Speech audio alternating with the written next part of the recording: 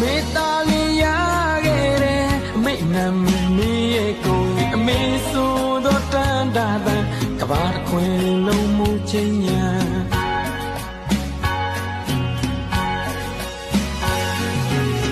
မေနဲ့ထားတဲ့မြတ်တာမေနဲ့ထားတဲ့သစ္စာတောင်းသူပလုံးစုဖြစ်ပေတာဆိုသမီးဆိုမဖြစ်နိုင်ပါမေချမ်းမြေပါစေမေ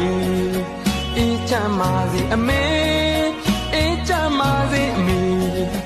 ချမ်းမြေပါစေကဘာကိုကိုင်လောက်ခဲ့တဲ့အမေပကလွယ်တော့လက်တွေ